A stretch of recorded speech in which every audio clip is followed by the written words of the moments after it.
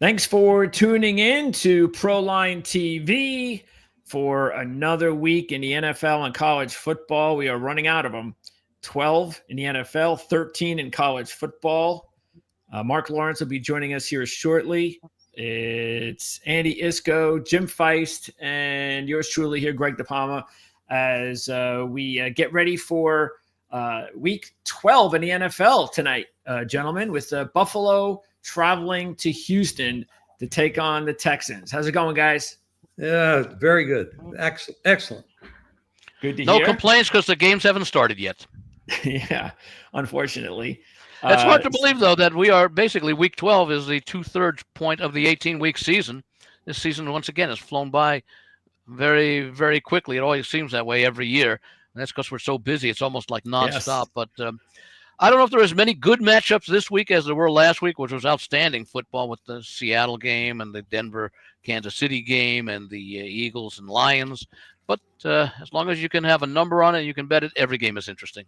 I actually think there's some really very important games this week. Oh, yes. Just tonight's game, Buffalo and Houston, very important. Houston wants to get in for the both playoff. Teams. Yeah. For both. I mean, you got Chicago's, heading up the north, and Pittsburgh's heading up the east. I mean, that's the north and the AFC. Yeah. Yeah. I mean, different divisions, different conferences, but it's Detroit wants to bounce back. Giants, they're still looking for an identity, new coach, new quarterback. You got a lot of stuff going on, and I think there's a lot of very important games. Very important because it's hard. It's hard to say that there are must-win games because as long as you're not mathematically eliminated, it's not truly a must-win game. But it's basically the same thing, and let's call it a critical game or an important-to-win game. And we're talking about both teams like the Texans and the Bills, both of whom are in second place in their respective divisions. The Texans, well, actually, I think they may be behind Jacksonville, actually, and, of course, Buffalo behind New England. And then you got the three teams in the AFC West, and you've got the Ravens and the Steelers, most likely. Of course, the big question coming into the week, and we won't know it until probably Sunday, the status of Joe Burrow. And, of course, if I'm Cincinnati, I don't know that I want to play him this Sunday, but not for the reason that most people think. They come back 4 days later. Burrow, I think, would benefit from not having to play 4 days after playing on Sunday when he plays on Thanksgiving. Give him this Sunday off so he has an additional time to heal, and he won't be coming off of game injuries or bruises that he suffers on Sunday. I don't know why they bring him back at all, Andy. Chase has been suspended for this week's game. I mean, even Flacco is going to be handcuffed because of that. This team. By the way, I happen to be with you. I don't think he should play at all. But if he does play, I don't think it should be this Sunday if they wanted to be even a little healthier and fully mobile to his extent on Thursday. They needed to win last week. They didn't. If they could pull off a win this week, then you could say, hey, maybe we bring them back because they have a chance. Because that division isn't all that great, and but they're going to have to win the division to get in, and they're going to try to get in with the first, second, third worst defense in the league. I mean, where are you going? It's 31 or 32, which I don't know exactly, but they and Dallas, I think, are heads and shoulders. Well, I guess it would be knees and toes below because you're head and shoulders above, knees and toes below, I guess, the rest of the league. But no, Cincinnati's 3-7, and they were 3-6 going into last week's game against Pittsburgh. And the thought was if they were going to win one of the two games before Thanksgiving, it would have been the game against Pittsburgh more than the game this week against New England. So now they're 3-7, probably looking at 3-8. Yes. And if they win out, they're 9-8, and that probably in the AFC is not good to get a wild card. So why risk Burrow? It'd be a little different. Like there's a difference between Jackson Dart and Joe Burrow. Why risk Jackson Dart because he's suffered the concussions? That's a little bit more concerning as far as going forward. Burrow, of course, was a toe injury, but still you don't want to risk further injury that could possibly do some injury when the game doesn't mean anything. I wouldn't. I think the Giants are absolutely nuts to even consider playing Jackson Dart this week. I mean, you talk about or really this year. Or this Yeah, year. exactly. When you are dealing with a concussion history like Yeah. he has, and he could be your franchise, I think you've seen enough. Yep. You've seen enough this year as a rookie. He'll be fine. He doesn't necessarily need the next 5 starts. He's had more than enough starts to get him ready as a rookie. Next year, it won't matter. Just let him sit out the rest of the year and be healthy. And start next year with a healthy rookie quarterback, or second-year Scadaboo, and a healthy Neighbors who missed all year. Yes, exactly. And a new coach. Yes. Hey, good morning, Lawrence guys. How is we back. doing? Good morning, Mark. Sorry, I'm running a little bit late. Uber was a little late picking me up, but that's not true. Oh, I can blame it on Uber. But nonetheless, we made it. Looking forward to this weekend. I heard you guys talking about the quarterbacks in the National Football League, Joe Burrow, Jackson Dart. I don't know if you discussed or not. I had heard on NFL radio coming in today that Joe Burrow practicing a full practice on Wednesday was not really all that much of a surprise because No. Joe Flacco never practices on Wednesday. No. So now, that the point that at least I was making was it'd be stupid for him to start this Sunday because he's got to play 4 days later. You Well, know, if they didn't have Thanksgiving, I wouldn't mind starting him. Well, my point is that maybe that was a start not to announce that he's going to be playing, just given the fact that Burrow will be on the bench, and it gives Joe Burrow some reps between now and when he will start. Yeah. That would be the prudent thing to do if they plan on starting him on Thanksgiving, certainly. Well, Exactly. Burrow has a long history of being hurt. Yeah. And they're not going anywhere this year. I mean, unless they pull off a miracle win this week. They should have won last week against Pittsburgh, and that was the game they needed to win. If they pull off a miracle this week and win, then you got to think, well, maybe they could sneak into this thing. But what are you playing for? Only one problem with that, by the way, after the New England game, so assume they win, their next 3 games. At Baltimore, at Buffalo, home to Baltimore. There goes their season. They're not going to win all 3 of those games. That's actually why, because if you're, again, you got to look at it from their point of view, which is Baltimore. If we want to get back into this thing, we've got to beat Baltimore. And we also have to win as many games as we can. And if Joe Burrow is healthy, and that's the question, because we don't know, maybe he's healthy. Maybe he's ready to go. And if he's ready to go, then why hold him out? Just play him. Now, I know we're thinking the way we're thinking because we know the Bengals are an inept franchise and he's probably not healthy and they're rushing him back. And I can see that makes a lot of sense. And I'm right there with you. But, maybe he's healthy. And I guess we'll find out. As a businessman, Joe Burrow's an asset. And he's an asset that's being underused. So if you're not going to put the money into building your defense, you're never going to win anything. So, okay, I have an underused asset that everybody in the league is going to want. Where can I get my best deal? Oh, that's just a waste of a conversation because they're never trading him. Well, I don't agree with that. There's never a no, they're never trading him. Yeah. No, because they got a kid that wants to be there. Just imagine that. You got one of the best, if not the best quarterback in the NFL that wants to play for your inept franchise. You're not getting rid of that. If I'm Joe Burrow, I make a demand of management that says you better damn well strengthen that defense in the offseason, or we're going to miss the playoffs. He did that last offseason, Andy. He made those demands, and he made the demands to get Chase and Higgins contracts. He's wasting his life. They're never going to win. That's what he wants to do. Okay, well, then he's a stupid ass. I don't think he wants to do that, Greg, at all. He doesn't want to waste his life. He wants to be a quarterback in the National Football League, and he wants to be healthy when he quarterbacks. Well, he's not. And he wants to play for a team that's built to win a championship. Probably what he should have done was not demand that they re-sign Higgins and Chase. He should have demanded they re-sign one of them. Yeah, exactly. But he demanded spend the other on defense. Yes, but that's not what he demanded. Why did he make the playoffs last year? Not because they couldn't score. They couldn't stop the opposition. So what do you do? What do you do in any business when you have a weakness? You try to get rid of that weakness by building it up, doing what it takes. And that's the case in football. And how do you do that? How do you do that? Well, you spend money on defensive players in that case. Well, they don't have any money. This is a team that doesn't spend any money. They do. They just spend it because they get so much. All these teams make so much money off the billion-dollar TV contracts. Just a question of what they want to do with that money. What they have is assets. See, they have. I don't think they have a salary floor in the NFL, do they? just have a salary cap? No, I think there is a certain amount of money you have to spend. Yeah. Okay. But Well, look, if the that's fact of the true, matter is that that's about they all are cheap. that he's We all know spending. it. Yeah, they are cheap. Look what they're doing to Hendrickson.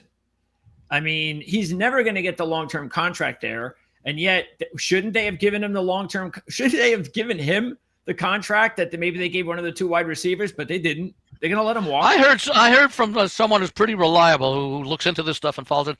Scouting staff. I think in the AFC North, Cleveland has like 30 scouts. Baltimore has 23. What's the other one? Not Cincinnati.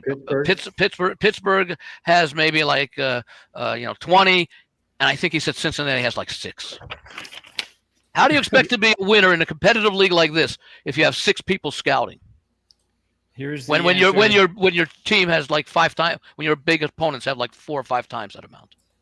So the NFL has a salary floor, which is set by the league's collective bargaining agreement. Currently, teams must spend at least 89% of the salary cap over a 4-year period, with the league as a whole required to spend at least 95% over the same time frame. Okay. All right. There's the answer. Hey, guys, what do you say? Let's move on to the football card this week in the National Football League. It's a pretty attractive card because it's a pretty good time of the year in the National Football League as we're motoring into the second half of the football season. Before we do that, I'm going to share with you what I usually do at the top of the show here. I'm going to ask you guys when I wrap this up here about what games catch your interest on the card this particular week. But let me start it off with my just saying speech. And it's not a speech, it's just a small little comment, which is unbelievable, a stat that I came across. Victor King from our Playbook office, who runs our well-oiled machine, our database, he's in charge of keeping that puppy updated and everything. And he sent this notice to me on Wednesday before we're getting ready to go to print with the Playbook newsletter.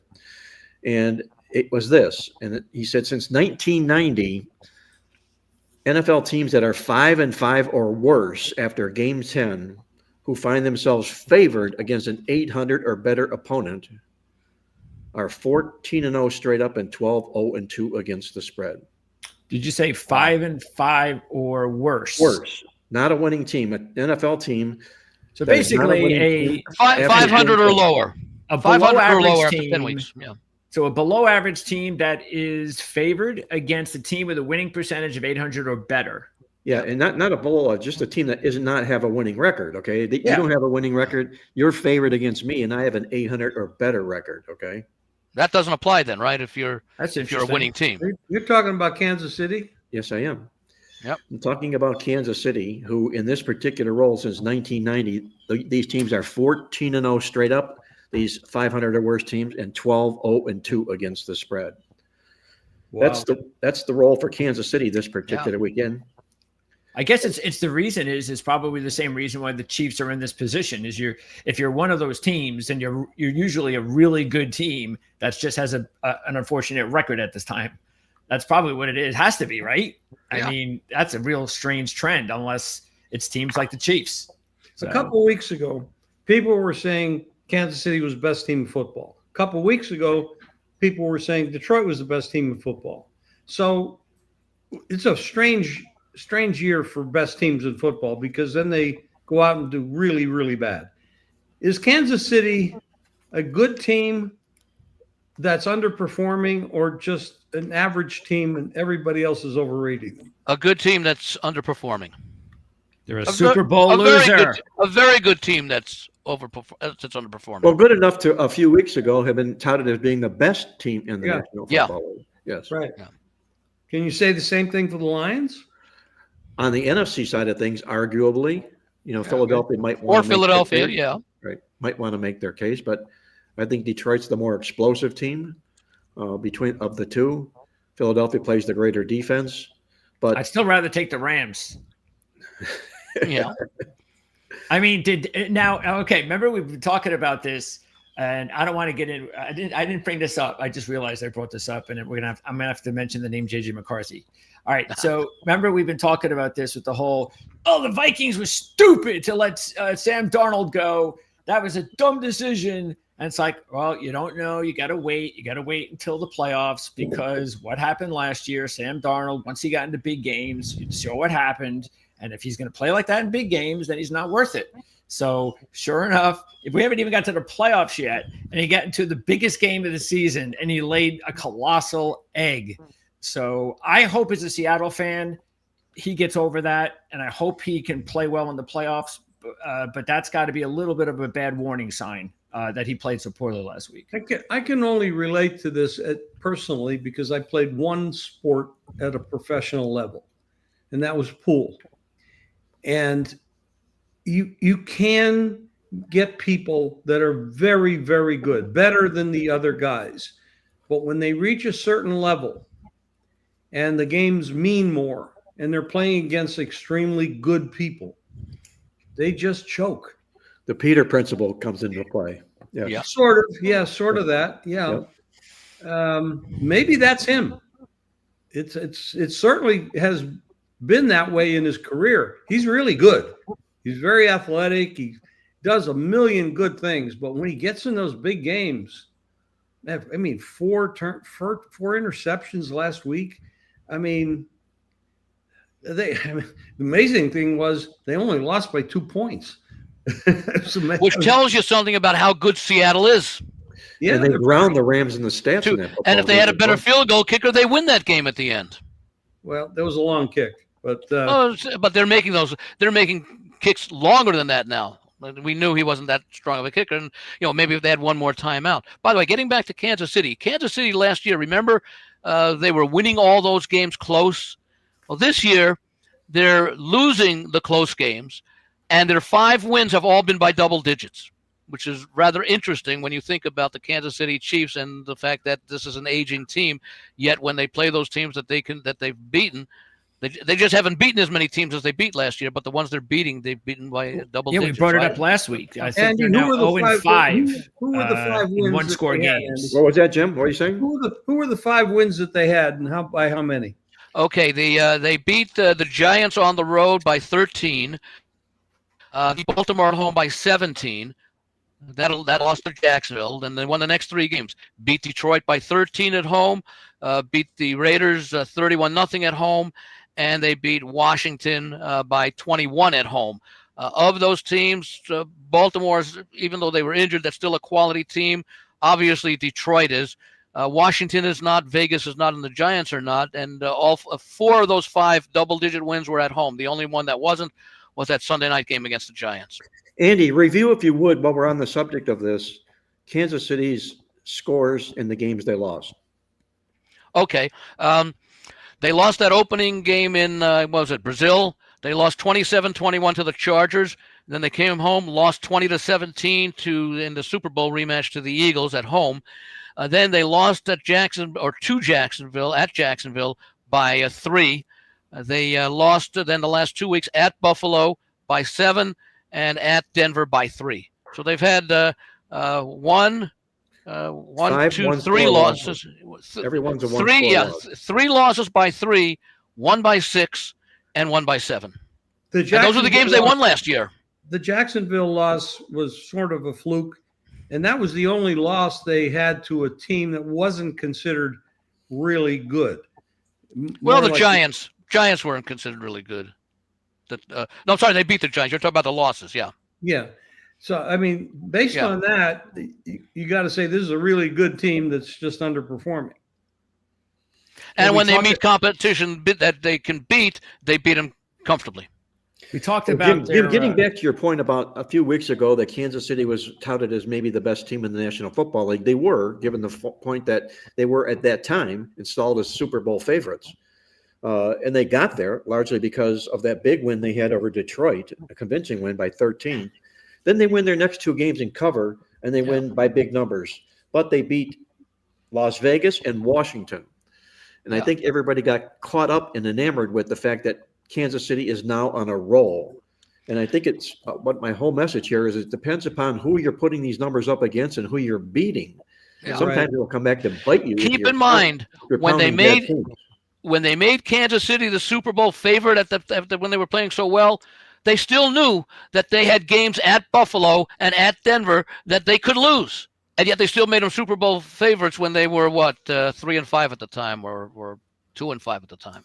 So even when they made them the favorite, they still knew that there were some obstacles. Now you look at Kansas City's schedule the rest of the way.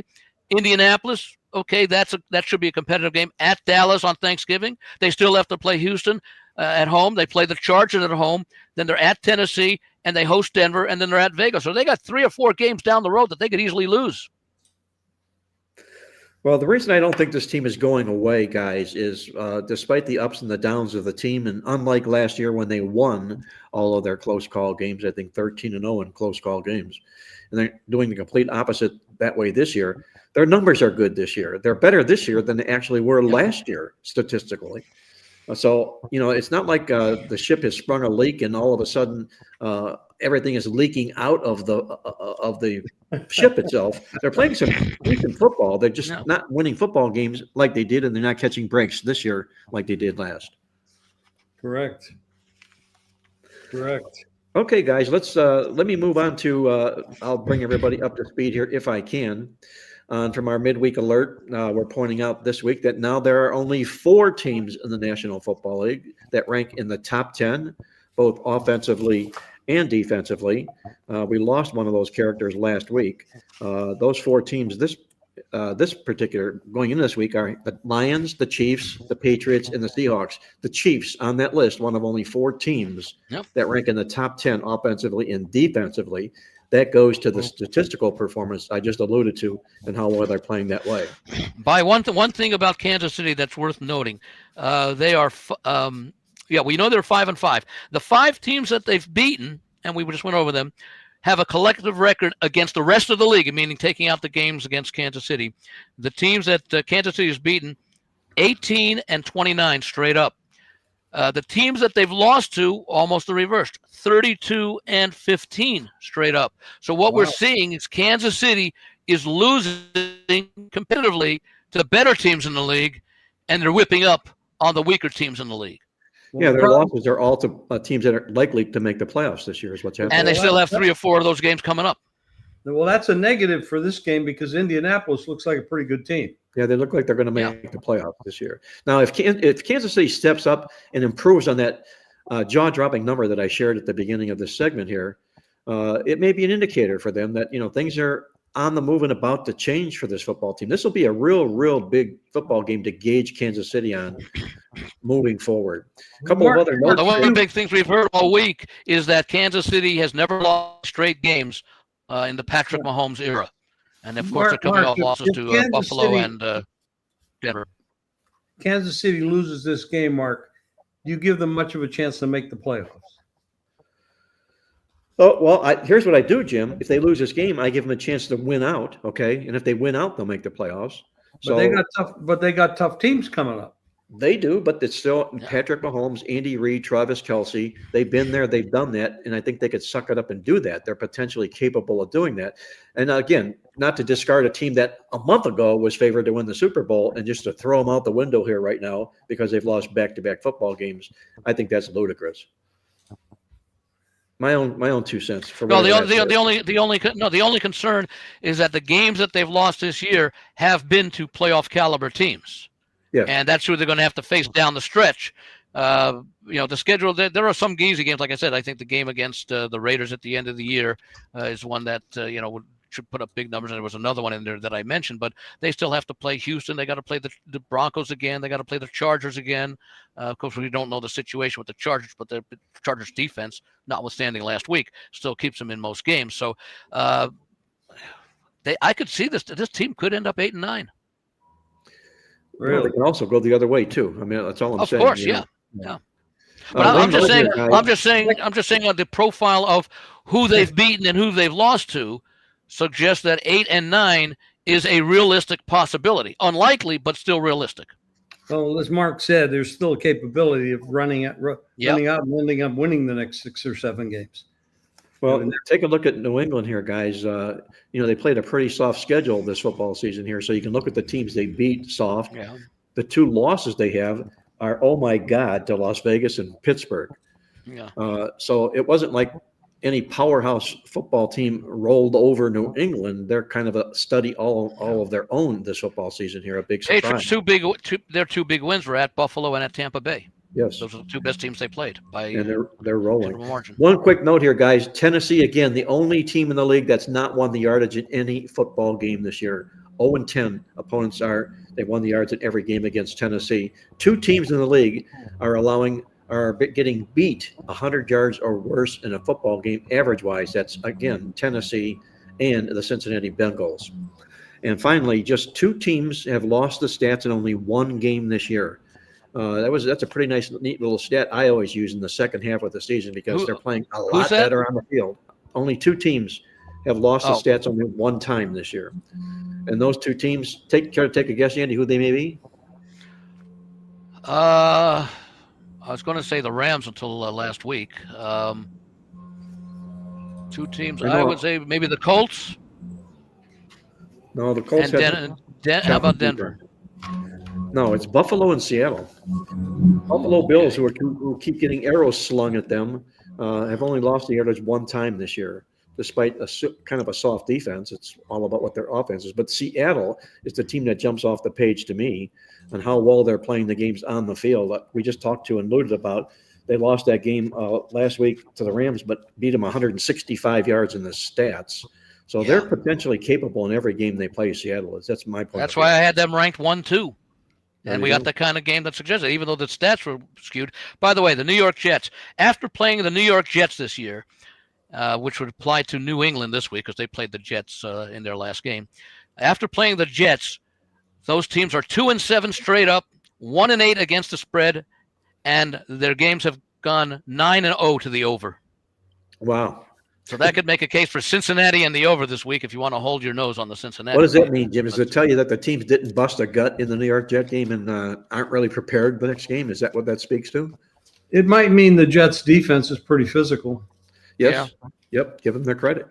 Give them their due. Denver's another one. After playing Denver, and that's a very physical team, teams are 2-8 straight up and 2-8 against the spread, which goes against Kansas City this week. But I think Kansas City is a different situation because of a lot of the reasons Mark went through.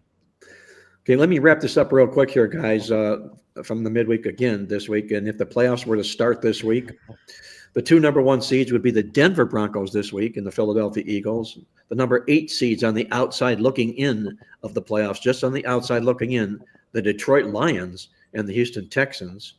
The AFC wildcard pairings would be number 2 New England hosting number 7 Jacksonville. Number 3 Indianapolis hosting the LA Chargers, who have sprung a leak. Number 4 Pittsburgh Steelers against the number 5 Buffalo Bills. On the other side of the equation, the NFC, the number 2 seeded Rams would host the number 7 49ers. That would be must-watch TV. Third game, Number 3, Chicago Bears hosting the Green Bay Packers in a black and blue division showdown. That would third be game there. That would be a third game. And number 4, Tampa Bay Bucks against the number 5 Seattle Seahawks, and I think that would be must-watch as well. I know Jim will be cheering for the Buccaneers. He's got a nice long shot ticket. Well, that would be interesting because you could have a Seattle team that has 3 or 4 more wins than Tampa Bay having to play on the road. And well, I'd have to hope and favored, I'd have to hope that Darnold would choke in that big game because Tampa just hasn't played one game all year when they're healthy. No, they're always hurt. And it's, I don't know, Greg, are any of those players coming back for the Bucks? Godwin and Irving are probably going to return. If you're talking about the offensive linemen, those guys also. I mean, everybody that's out right now, the only guys that could return are supposed to return. So it's just that they didn't put Godwin or Irving on injured reserve, and they've been out for like 6 weeks, which is kind of strange. So it means that they're hoping that these guys are going to come back any day now, any week now, and they're just not ready. So it's also possible that if the playoffs started tomorrow, they'd play, and the Bucs are just being cautious, and that's why they're not on injured reserves. They're just saying, well, let's just go take it week by week, and as long as we still feel confident we're going to win this division, then why rush it with our weak schedule coming up? Hard to imagine. Their main competitor is Carolina now, not Atlanta. And they play them twice. Yeah. If Carolina loses this week to San Francisco, they would still maintain their lead even if they lost to the Rams. Yeah. Well, let me tell you this. I'm going to take it around the table here and ask each of you guys what game catches your attention the most. And since you just made the perfect segue for me, Jim, I would say the Carolina-San Francisco game catches my attention the most. Carolina is not getting a lot of love for what the work it is they're doing. Go and break down Bryce Young and what he's done. He's really played some really, really good football. His QB rating the last 5 games is 106.8. That's as good as anybody wants to be in the National Football League. Little 5'10" Bryce Young delivering the football like he should. The thing that jumps off the page to me is San Francisco. Can they win and cover 2 games in a row? Off a win the last 3 years, San Francisco 1-15 against the spread coming off a win. Mm-hmm. Do they have 2 good games in a row on them this week? And if so, will they be able to cover the number against a feisty upstart Carolina team? That's the team that is most intriguing to me. What about you, Jim? I'm not too comfortable with that scenario because, Purdy he was off for like 6 weeks and he came back last week and he looked really, really good. They have a lot of tools on offense. It's their defense that has been hurting a lot. I mean, they're another team that just is never healthy. This is a big game for both teams. San Francisco's in a war with Seattle and the Rams. Carolina's in a war with Tampa to get there. I mean, it's all about getting to the playoffs now. That's the conversation for us and for the teams as well. I don't know. This is a put up or shut up kind of game for a very young quarterback in Young, and a very young coach too, in Carolina's coach. This is a big game. It's hard to tell what's going to happen. Now, the interesting part about this is the game opened 45.5 and it's up to 49.5 or 50. I would never have thought we'd see a number on Carolina at 50. Run like that, yeah. Yeah, but I mean, and they're betting it like it's over. It's definitely going to, and now it's 6 up to 7. Boy, I mean, I could never lay 7. I can't go over 50. I have to start thinking about the other way. But I've not made a decision. But what game then, Jim? If this one doesn't really keenly catch your attention, which game does catch your attention this week? Total upset. Forget the point spread. I will not forget the point spread. I will take the points, but I'm saying Dallas will win the game straight up against Philadelphia. Their offense is prolific. It has been all year. They could have won the first game in Philly in the first game of the year. They hit a slump a little bit, but they've added players to the defense. Their defense is stronger than it was. Philadelphia is not prolific on offense at all. They're very sluggish on offense. They are a machine, though. They don't make a lot of mistakes. They just don't look very good doing what they do. They can put pressure on you. Now, if they can put pressure on Dak, which that has been hard to do this year. I look Dak, and he's played very well this year. A lot of people are saying maybe most valuable player, possibly by the end of the year, maybe. But Dallas in a spot, revenge at home. There's a lot of history between those two teams. Philadelphia, I don't see to have much issue. They know they're going to get to the playoffs, and they're going to be dangerous. But they're not the same team. They lost players on offense, and they lost players on defense. I like Dallas to win this game. I agree with you, Jim. I don't think Philadelphia has much punch-out power, if you will, this football season here. They rely an awful lot on their defense, and their offense just cannot find ways to pull away from opponents. I would agree with that. Greg, any game catches your attention this particular week? Yeah, just a note. It's not looking like Cam Jurgens is going to play this week. He might, but he's on concussion protocol. So that's and he's a center. And then Lane Johnson, even more important. Yes, he's out for a while. He might even go in injured reserve. And they've had enough problems running the ball and with that offense, with those banged up offensive linemen. So so that's something to keep in mind. Oh, and also, did anybody see how dominant Quinnen Williams was? Oh, he's playing great on Monday night. He's playing great, and that's going to be big. Quinnen Williams, a great addition. Yeah, Quinnen Williams could be going up against a backup center for the Philadelphia Eagles, which would be a monster advantage for Dallas. So you got to feel that they're feeling pretty good about themselves, and they really had a lot to go on too with the death of their young player. That I'm sure was a little bit of a rallying cry, and sometimes that could actually last more than a week. So Dallas could be a very interesting play this week. I will say this as far as I know it's not a big game, but I'm just going to throw this out there because I think it's worth mentioning, and that is with Shedeur Sanders starting in the game. I after watching him play last week, I'm wondering if the Las Vegas Raiders aren't the easiest pick this week, as bad as it is to think about taking the Las Vegas Raiders.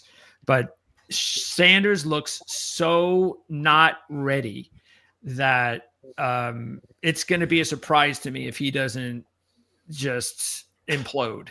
Mark, if Greg is taking a real straight shot at you. Indirectly or straight shot. I agree. If that's such a phrase, but yes, he is. I will say this to that. I'm going to bring the defense attorney to the Cleveland Browns case this particular week, though, Greg. Yes, Shedeur Sanders looked horrible last week. 18.5 quarterback. And I'm going to help you, by the way, with that, Mark. After you're done, I've got more ammunition for your defense attorney. Well, my opening argument would be this, that Shedeur Sanders has sat the pines this whole football season as the QB3 on this football team. The only people that he's ever worked out with in practice are practice squad players and barely second-string players. He was thrown into the football game last week. Now, this week, he's got a full week to prepare under Kevin Stefanski with the first team and learn the first team schemes and everything. He has to improve this week. You can't go any lower than 18.5 for a quarterback rating. By the way, opening statement. Andy, what's yours? I was going to say that, number one, in order for Shedeur Sanders and the Cleveland Browns to lose, the opposing team has to score points. The Raiders have had 4 games this year in which they failed to crack 9 points. That's almost unheard of in the modern NFL, that you could have 4 games, and they've only played 2/3 of the schedule, to not be able to score 10 points or more in 4 games. And now they are going up against one of the better defenses in the league. And as far as Mark is concerned, remember when he was called on last week, Sanders, he was unprepared. I mean, he hadn't been prepared really to play that week because he didn't expect Gabriel to exit the game. So I would expect. Like I did another podcast last night, and we say it almost every week. This Raiders offensive line is about as bad an offensive line as I can remember in the last 24 years, last 25 years. About the only thing I can say about it, and it's a sort of a backhanded compliment because I say it's a balanced offensive line because they can't pass block and they can't run block. And they do them, both of them, both about the same. And to me, that comes down to coaching. If you have a problem with your, because offensive line play, it's all about technique. It's all about leverage. It's all about positioning and things like that. Well, the coaches are supposed to be able to improve the players who they drafted, because these guys were outstanding players in college. That's why they made it into the NFL. You all of a sudden don't lose that talent when you get to the NFL unless you're poorly coached. Good point. Very good point. I will say this also before I turn it over back to you, Jim, with our next question here. Trend Trackers following us on the show here today. He makes a nice comment. Love that angle, Mark. I miss those awesome angles. Well, I love supplying those awesome angles, Trend Trackers. And as I come across them, you'll be the first to know right here on this ATS podcast. So thanks for dropping us the line. Now, Greg, did I interrupt or just I don't know if I got to the game that you really liked this week, or were you alluding to the fact that the Raiders are your game? He's going to talk about the Jets. He always talks about the Jets. No, I'm not going to talk about the Raiders are not going to be my pick. That's I'll take them probably. What's the total on that? Like 20? Well, it's like 30. No, the Jets aren't involved in that game, Greg. It can't be 20. No. Actually, the game, Cleveland? The Cleveland and the Raiders. Yeah, it's about 36 and a half, 37. It opened 37.5. It's 36 now. And that's significant. 37 is still a key number. They're going to have to play 3 games to get to 37. Maybe you can go under yeah. Cleveland's team total, Greg. I think they separate and split those out. Their team total might be or go under the Raiders team total. Right. Yeah, I certainly hope one of them has to be 20 or under 20. Right. The only problem with these games that are so low and have the defenses, the turnovers, the special teams, that's where the points come from. Yeah. It's not the offenses. Sometimes, and that doesn't always happen. But on paper, statistically, this game should not even reach 25, 24. Hey, Jim, let me ask you this question. I've often wondered this, and I've thought about it, but never had the opportunity to ask you. In Vegas or in the offshores where you frequent a lot, can a person wager on what will be the total accumulative yards in the football game, or for each team's yards in a football game? I know each team's will be an average of what they're doing, but in a posted game, let's say the Browns and the Raiders right now are 2 football teams that look terribly slow underscoring. Is there a possibility in a game like that to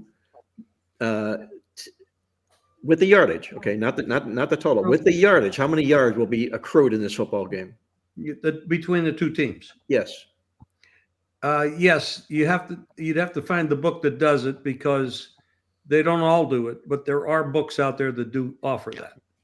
Though that's a prop that's offered every year in the Super Bowl, and we're seeing more and more of these, DraftKings, FanDuels, etc., adopt a lot of the props that are in the Super Bowl that receive a lot of activity. They are now adopting those, or adapting those, if you want to use that word, to put them in regular season games as well. The more offerings you have, the books have such a great edge. The more things that you can offer, the more things are going to be bet. Well, DraftKings, FanDuel, BetMGM, things like that. And then you have your offshores that are a little bit more, some of them, not all. The biggest ones are they'll offer them. Yes. Yeah, the game that I'll probably take this week more than any, or one of the top is still going to be Detroit, even though I'm obviously concerned, as well as I should be, about their injuries. It's the same guys that have been banged up. I mean, they were banged up last week and had a chance to beat the Eagles on the road. I don't think that they're going to have too much of a problem with the Giants, because of the fact, once again, this is now going to be the 4th time this year that the Lions are going to come off a loss with an opportunity to win and cover, which they've done. And now they've done it 13 times. Dan Campbell's done it 13 times. He's never lost a spread, never lost a game, never lost a spread, I should say, when he's coming off a loss in his career. So, hey, he's 3-0 in that spot this year. I'm just going to keep riding them until they lose. Dan Campbell's the reason they lost that game to Philadelphia. With all the, what was he, 0 for 5 on 4th down?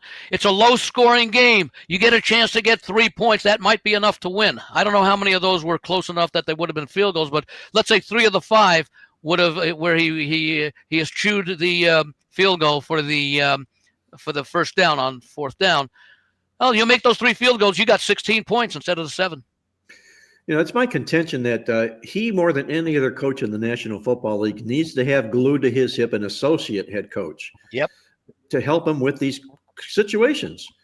He's shooting from the hip, and obviously he shot 5 blanks last week, and it ended up, like you say, Andy, costing him the game. And keep in mind, in that game, points were going to be a premium. You're also playing for potentially the number 1 seed in the conference, up against Philadelphia or the Rams or Seattle.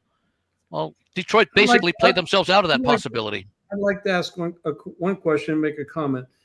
They did lose Ben Johnson, and Ben Johnson called the plays a year ago. That's a great point. Gone. He's gone.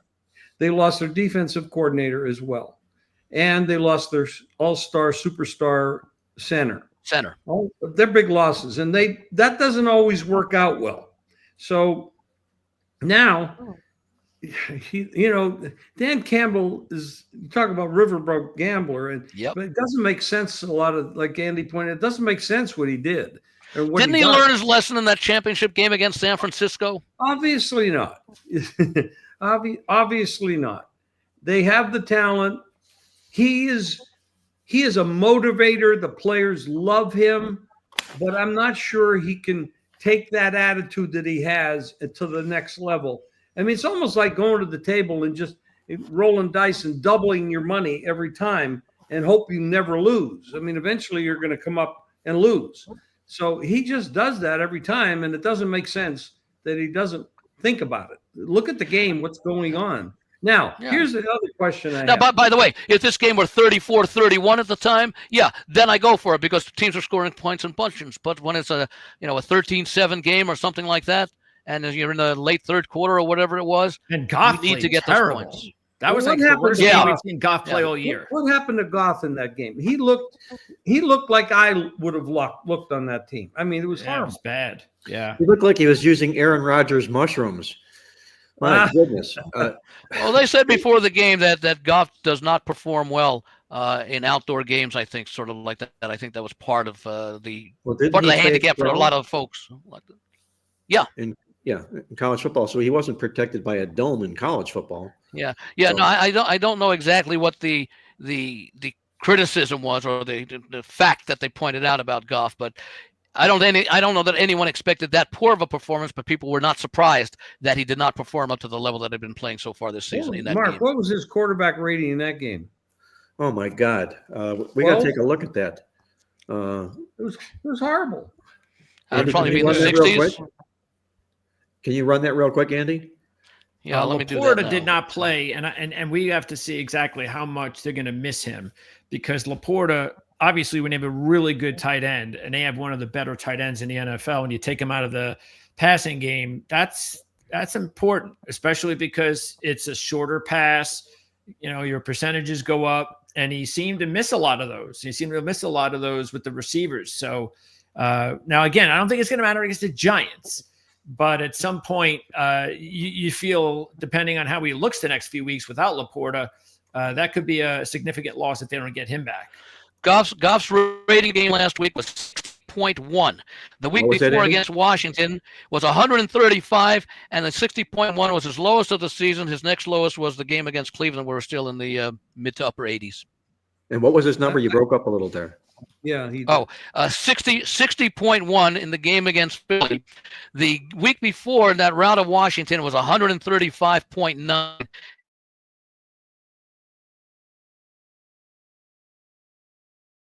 Jared Goff. And that was still in the 86, 87 range.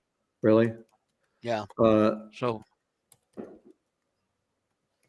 I'm running this through Grok, okay, to see what Jared Goff's lowest QB rating has been in his National Football League career. Oh. And I love doing this because when you find good quarterbacks that had tank games, they're almost always going to come back to the norm. Going to bounce back because they're he did. He had one of the best ratings of his career the week before against Washington. Yes, he did. Right. Which is interesting because he bounced. So he bounced the other way. Now it's time to bounce back. Exactly. That result will be coming up here shortly, guys. Okay. I think we lost Greg. You like Grok? I like Grok. Yes. I use ChatGPT a lot. Well, I'll use the both of them, like left hand, right hand. And what I love to do is I love to ask the same question of both of them, and when I find similar results, it's like, oh my God, am I relying on these? I use my Android phone, and so I'll verbally ask the question, and I'll tell you 9 times out of 10 when it comes back with this factual question about the NFL. I asked a question. I forget what it was. The last time something happened. Then it was like in 2016, and they said no. And they came back. They said I knew it was 2016, and they came back, and the answer was 2003. I then confronted Google and said I have information that shows it was 2016, and the Google comes back and says I apologize. You are correct. The last time, blah blah blah. So the reason I bring it up is we rely so much on AI. But how much do we know that information is correct? And so I don't necessarily test it to find out that they're wrong. I test to find out because I want to find out what the answer is. And if the answer doesn't sound right to me, I go and research it, and then I come back and find out. So, I certainly don't want a doctor who uses AI. His lowest quarterback rating in his career came in 2018 when he was with the Rams against the Chicago Bears. He had a 19.1 quarterback rating. Ouch. 20 of 44, 180 yards, no touchdowns, 4 picks in the football game. Was that on the road? that was I don't know if it was on the road. Let me see. It doesn't tell me here yet, but I'm asking what he did the next game. That's what I want to see.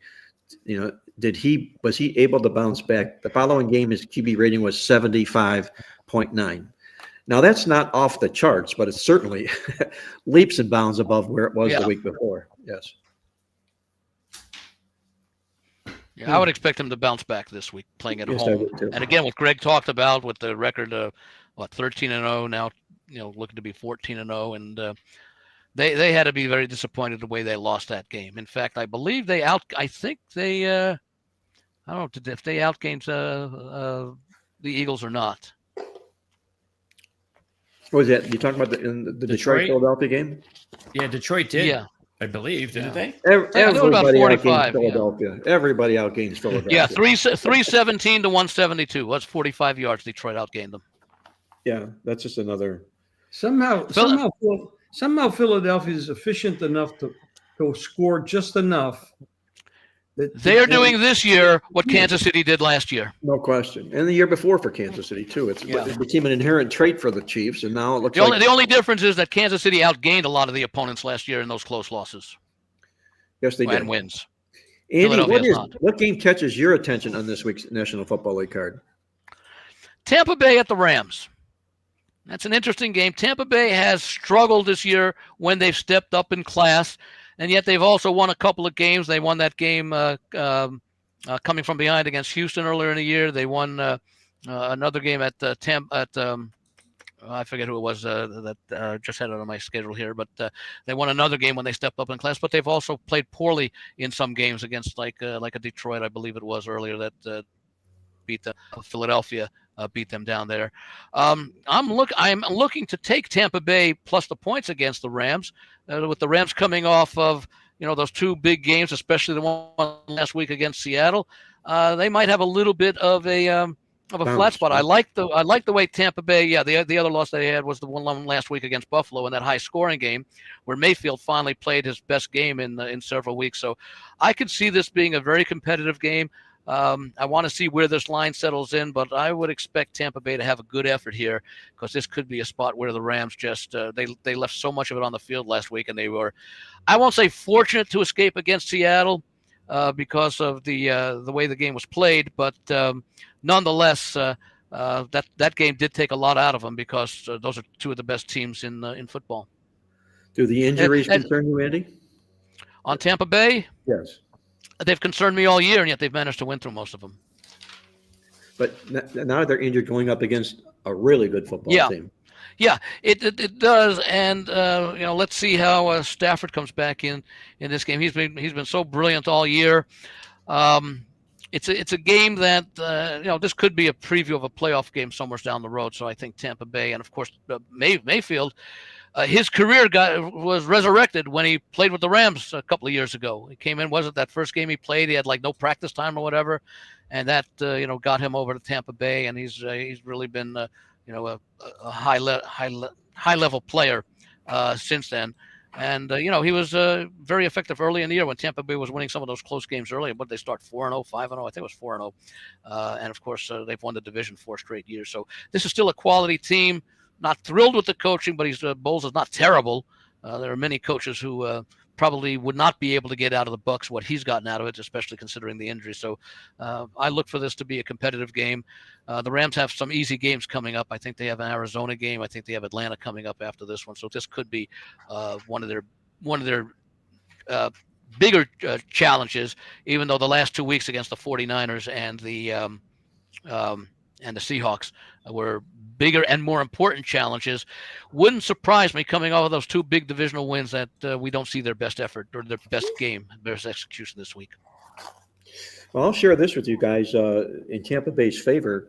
Sunday night teams playing, and I built a set, what I call a set within my database of Sunday night games that I can go in and then see exactly how these teams do on Sunday night football. And the best role for any team playing Sunday night NFL football are road dogs of 6 or more points. They really shine. And I ask myself, why? Why does a road dog of 6 or more play well in a primetime Sunday night game? It's more than likely, I think my answer would be the fact that the favorite is the guy that's getting the spotlight on him, the primetime guy, the favorite in those football games. So if that is true in that analogy, you can couple that, Andy, with perhaps a Rams letdown after that monumental game against Seattle last week. I agree with you. I like Tampa Bay in this game as well. You could easily buy this thing up to 7 because the price is high. Wow. So, very easily. Nice. Well, before we let Jim go, guys, any other final thoughts on the NFL football card this week that we might want to share with our listeners and viewers out there? Anybody? The Bears game with the Steelers. Note this, that the Bears, taking a look at their schedule this year, their wins, they are 0-2 straight up and against the spread against winning teams, meaning, obviously, out of their 7 wins, 7-3, none have come against a winning team currently in the NFL. In their 7-game stretch where they've won 7 out of 8, the one loss was against a team with a 500 or better record, and their 7 wins were against losing teams. So it's been a great season. You're not going to take anything away and if I was a Bear fan, I wouldn't care about any of that, but it's just a fact. And the Steelers are a winning team, and they need the game badly too. I know it looks like Aaron Rodgers, it's 50-50 if he's going to play. Mason Rudolph had a really good game last week, but that was the Bengals. The Bears, of course, on defense have not exactly, had a great season either, but they've got some banged up, guys in the secondary for most of the season. That's definitely hurt them. But I'm actually thinking about taking the Steelers in that game. Mark, what did the stats show on these two teams? It's an unusual situation to have the Bears with the young quarterback being a favorite over a Tomlin coach team with obviously an aging quarterback in Aaron Rodgers. And I mean, if they had a young quarterback, the line would probably be a lot higher, but he still gets a lot of respect. But I'll tell you what, he looked like a deer in headlights when he played against the Chargers. Well, here's what they show here, Jim, is that Chicago got off to the slow start under Ben Johnson here. The first 4 football games, they were out-yarded 3 of those games, and they went to the bye. And he obviously put them into a room and wouldn't let them out when they came out. Afterwards, they've won the yards in all but one game in their next 6 games. They're 5-1 in the stats, Chicago is. So the way they're playing, 5-1 on the scoreboard, 5-1 in the stats, is true. I mean, they're true numbers. There's nothing fluky, false, or phony about that. And I got to share with you also, one of our real good coffee club listeners drops me a lot of questions, and this is David K from Henderson, Nevada, and he sent me this thing. He says, after 10 games, one team sits alone atop the AFC North, the mighty Chicago Bears, and their fingernail painted quarterback. What do you think? Well, I haven't answered that yet, but I'm going to tell them that they do make fingernail polish remover. I know that. Well, I was going to mention about Chicago. Remember last year, they had the season that were in close games. This year, they're winning all those close games. Difference in coaching: Eberflus versus Johnson. Well, Eberflus was a joke compared to Johnson. He made Brandon Staley look good and got fired as an assistant afterwards. Well, at the end of last year, well, I know he's with Dallas now. I mean, after he left Chicago, he went on and became an assistant on another staff. Last year, you mean? And I think he got booted from that staff. I mean, he kind of had a deer in the headlights look on the sidelines as well. So it only confirmed the fact that the hire was a terrible hire.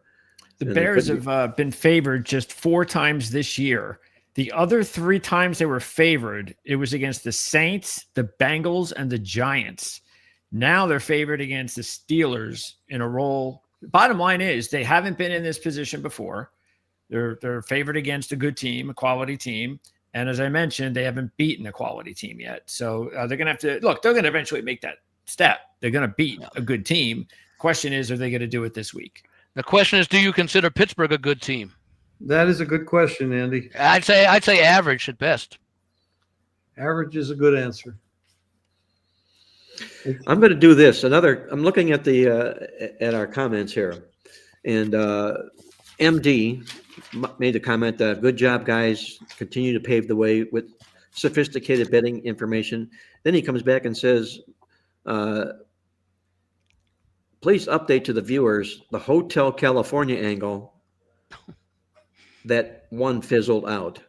Well, I'd have to have a little time to pull out one of my 30 previous black books, which outlined that particular angle. So I have to find the black book that had the Eagles as the featured team and do that. But I will review that, MD, to find out basically what it involved were teams from the East Coast playing teams on the West Coast, and more specifically playing teams in the Los Angeles area, which could have then only been the Chargers, the Rams, Chargers, whether they were in San Diego or Los Angeles now, and how they fared in what I call the Hotel California when those teams in the West Coast were at home against the East Coast teams.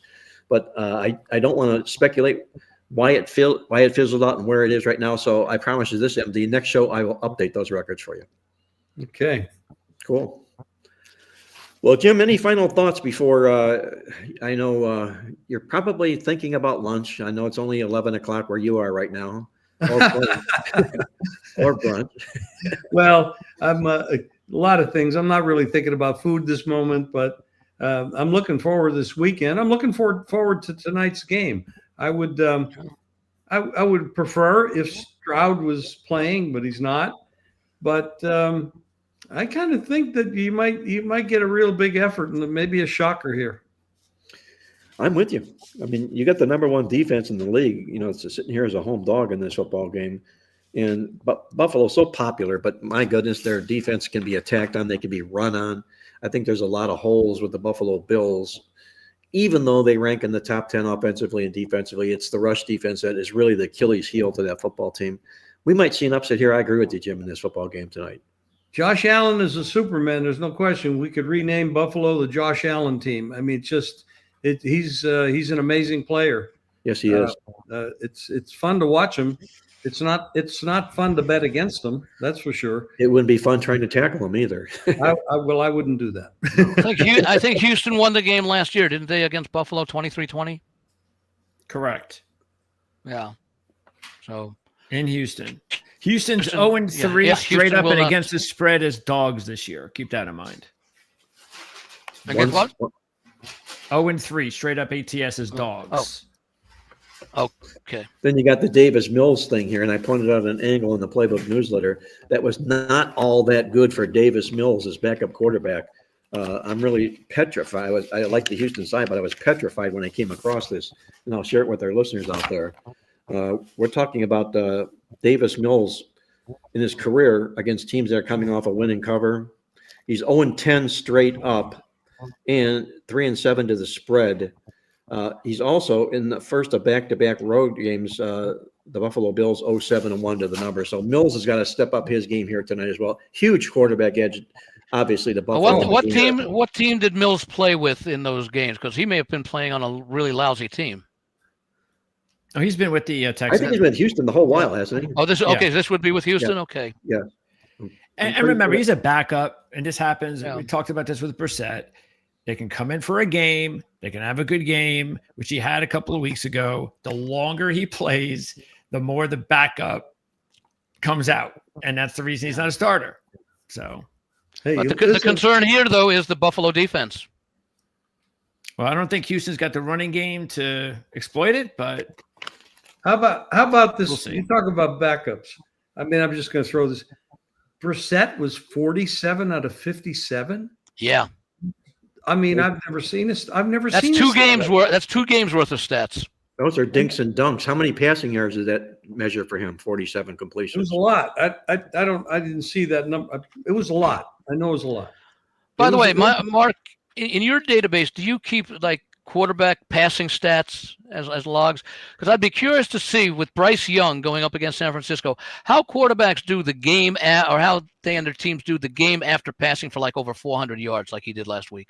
I don't keep that, Andy. I wish I could. I don't. Maybe with the new venture we're working on that's going to be rolling out here next football season, it may end up being, but we'll be able to do just that. But my quarterback database is strictly games they started, whether the team won or lost, and what role they were in that particular game. Unfortunately. Let's see the stats on the game last week for Brissett. Yeah, I have to find out because they didn't have the. I'm looking for exactly what you said there, Mark. His average per completion in the game. Let's see. It was 7.9, which is not bad. No, not at all. So he had an 8.4 average against the Cowboys. Only 5.9 against Seattle, but it was 7.9. He could, and obviously with that many completions and that many yards. I thought it was higher than that. I show 47 completions for 452 yards. It's almost 10 yards per completion. Well, he might still be the best backup quarterback in the National Football League. Well, I'll tell you what, unless there was someone else in addition to Brissett. He's a lot better than Murray. That's for sure. Yeah. Than the starter. Yes. Much more of a complete game, right? Yeah. Yes. Well, gentlemen, have a great week. Well, I appreciate that, Jim. Thank you. Best of luck this week. And I mentioned that we have a new feature on the site. Yes, we do have a new feature on the site, and I want to make sure everybody is attuned to that. Jim, do you have any selections that what I'm going to talk about on the site? Have you posted anything yet before I get into that? I sent them. Yes, I know you did. But I sent them to Greg and you. Yes. Oh, okay. Yeah. Okay. Well, we're going to be utilizing YouTube now for a ProLine TV Pick channel, and you're going to be able to receive selections from Jim Feist, myself, Andy Isco, and the team all of the team here on the ProLine TV podcast, and at what I'm going to call wholesale prices. I mean, forget Costco. This is wholesale prices. This is better than Costco. Greg, you want to tell these listeners how? Well, I'm sorry? They accept those great prices. Yeah. I don't think we're offering the hot dogs that Costco has at great prices. Greg, bring everybody up to speed, if you will, on how they can tune in on all this. All they have to do is click the join button on the bottom of this video. As you viewers can do that right now.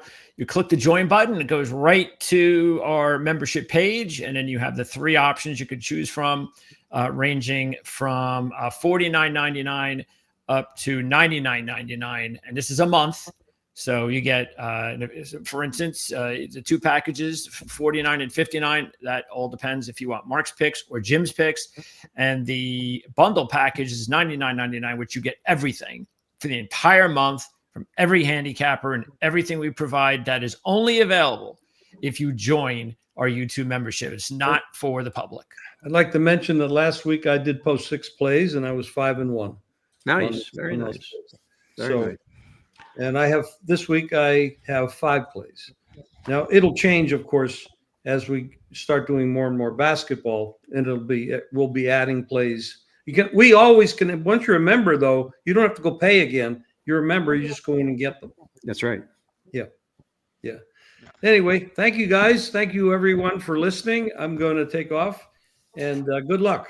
Jimmy, have a great weekend. Jim, I think you and I will do our contest thing in the morning. Yeah, let's do it.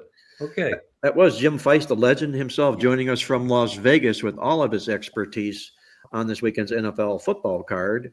And with that, let's move over to the college football side of things, where Greg, Andy, and I are going to tear apart this college football card, or at least speak our mind on this week's college football card. And Andy, I'm going to start with you. The college football playoff rankings came out again yesterday, and things are getting tighter and tighter, as they will each and every week until we get down to who makes that final 12. Any thought that jumped off your mind this week when you saw the top 12 teams that would be in the playoffs if they started this week? Well, we saw that Georgia cracked the top 4, meaning that they would be getting one of those buys, and it could very well be, well, we'll see. It looks like Indiana and Ohio State might get 2 of the buys. And who was it? Georgia and A&M, I think, are the other 2 in the top 4. Greg, do you have that? I don't have it in front of me. The CFP rankings. Yeah. So you've got Texas A&M, Georgia. Yeah. So those are the top 4, and we'll see what happens. Oh, I'll be surprised to see where Texas Tech ends up, assuming they win out and win the Big 12 championship. They've had a really, really good season. They did have that one bad loss at Utah in the early part of the season. They've worked their way back up, And it's so, I find it difficult to. I don't know. I just don't like the idea of more than of teams having more than conferences having more than one team in the top four, because there's so much opinions that go into it, and you can use any number of facts, statistics, whatever, to justify why a team is included and why a team is excluded. So, Ohio State and Indiana, it's basically the SEC and the Big Ten and 8 other teams, most of which will be from the SEC and the Big Ten. Greg, your thought, what you saw in the college football playoff bracket show on Tuesday? Look, I think, honestly, I think Indiana is getting too much respect being ahead of Texas A&M, and I don't care that Texas A&M came back and won that game. Indiana has played basically nobody. They had the one big win at Oregon, and that's it. And they struggled to beat Iowa. They struggled to beat Penn State, and they're ahead of Texas A&M with their schedule, with the teams they beat. Valid point. Again, it's not going to matter. They're both going to be there. I just hope that Indiana doesn't end up, nor do I think they will, because I think it all depends on who wins the Big Ten championship. We'll have the better. I think, if Texas A&M wins the SEC championship, they're going to have a better bracket, or they should, than Indiana. Better resume. Yeah, and I hope that's the case. Other than that, again, look, in my rankings, I think I have Notre Dame up to 4 now, and they have Notre Dame 9. And I understand why they have Notre Dame 9. They have Notre Dame 9 because they have 2 losses. And I think that is another thing. And one of those losses is to Texas A&M, who's right there at the top, unbeaten. And the other one was to a Miami team in the first game of the year, competitive game. And that's the thing I don't like about the rankings is they have like a hard time putting a team over a team with the better record. And it's just so ridiculous. Yeah. Who cares if that team's undefeated, that team has 1 loss, or that team has 1 loss and that team has 2 losses? Who do you think is better? That's what it should be about. But you'll never see them put, a team that's got 1 less, a team with a lesser winning percentage ahead of the other team. So that would be the one thing I think is the biggest deal, because Notre Dame, the difference between 9 and 4 is huge. Meaning Notre Dame, if they get in, like I say, 9, they're probably going to have to play a lot of tough teams in order to get to the championship game. And why do they not include 11 and 12 for teams that can be in there from, let's see, the ACC and the and then the group of 5? I mean, yeah, they're ranked below that, but you're talking about the 12 teams that should be in the playoffs. Well, if you don't have any of those other 2, the teams who are number 11 and 12 are being shown as having a better chance of getting in there, even though they can't, because those 2 spots would be reserved for the ACC. So take your James Madison or whoever you want to put up there now in 11, and take whoever you think is going to be the team out of the ACC and put him in that number 12 spot, or just put 11 ACC champion, 12 group of 5. Yeah, I mean, look, they got Miami as the top ACC team. That's very misleading, because people are going to take a look and say, how could these teams who are ranked 11 and 12 all year, all of a sudden they're not be in there? Oh, well, we didn't reserve the spot. Well, show people that those spots are reserved for 2 teams not on that list, or way down the list, actually. Well, guys, here's my observation. The top 2 teams in the country, Ohio State and Indiana, 2 of the 3 undefeated teams, they're there for one primary reason. They just stuff opponents defensively. All 10 games Ohio State has played, they've allowed the fewest or second fewest points those opponents have scored this year. Indiana can say the same thing in 9 of those 10 games they played. So they're playing some very staunch defense, these 2 football teams. But what jumped out to me in this pairing this week, and what I love to do at this time of the year, is I like to look at these guys that are on the outside of the top 12 and what they need to do to get inside the top 12. And most opportune things for them that can happen would be for them to play a team inside the top 12. Because if they knock that team off and they're not too far out of the position, they can also then slide in themselves. And we've got such a game this particular week that I think that could end up happening if the upset occurs. I'm talking about Southern Cal taking on Oregon. It's a 2-loss Southern Cal football team, a 1-loss Oregon football team. And you got Southern Cal right now number 15 in the rankings. If they beat Oregon this particular week, you can rest assured they'll be inside this top 12 playoff. And Oregon can afford the loss. Not that they would want to do that, because they'll drop, but they'll be a desirous 2-loss team at that particular time of the season here. That's the game to me that jumps off the card this week. Can Southern Cal take advantage of being on the outside looking in and drag Oregon down with Southern Cal hopping in? That's what jumps off to me. By the way, you mentioned Ohio State leading the nation. I'm just looking at the ones against FBS teams only. 8.3 points allowed per game. That's got to be one of the best numbers for defensive for points allowed, probably in the last quarter century. Well, Andy, it's another indication once again, and we knew this before the season began. This is not a surprise. We saw it last week when Texas A&M almost lost to South Carolina. Kentucky's had their upsets, Mississippi State. That there's no competition between the depth in the SEC, the depth in the Big Ten. Yeah. And unfortunately, yes, Ohio State played Texas, and give them credit for that. And they always play top teams in the offseason schedule. That is not my point here. But look, we still have absolutely no idea how good Ohio State is because they haven't played anybody. Yeah. So until Ohio State starts to play teams, I mean, they could go 1-out in the playoffs if they play a good team. Because if you took the bottom half of the SEC and the bottom half of the Big Ten, and you scheduled matchups between those bottom teams, SEC probably without a 7. Yes, I agree. So that's just the way that it is. Look, Ohio State will be tested next week for sure. Even though this is the youngest team in the Big Ten, Michigan, and they're not as good as Ohio State, but that has been the case the last few years that Ohio State's lost to Michigan. So, but at least that'll give us some indication. It still won't give us the indication I'm looking for, and we're not going to find out about Ohio State. I guess. Look, the Big Ten championship game, they play Indiana. That'll be a good step in the right direction, and you just have to say to yourself, if you want to wager on futures, if you're deciding what you want to do with your picks, you just got to keep that in mind. Do you trust that those teams are going to be, the Big Ten teams right now, Ohio State and Indiana, especially, do you think they could win week in and week out against teams not in the Big Ten? And by the way, the SEC understands scheduling, the dynamics of ratings and everything. People are going to criticize Alabama. They're playing Eastern Illinois this week. Basically a given win, a 52-3 type game. Well, that's because they didn't play in Eastern Illinois back in week 2 or 3 when most teams play their FCS opponent.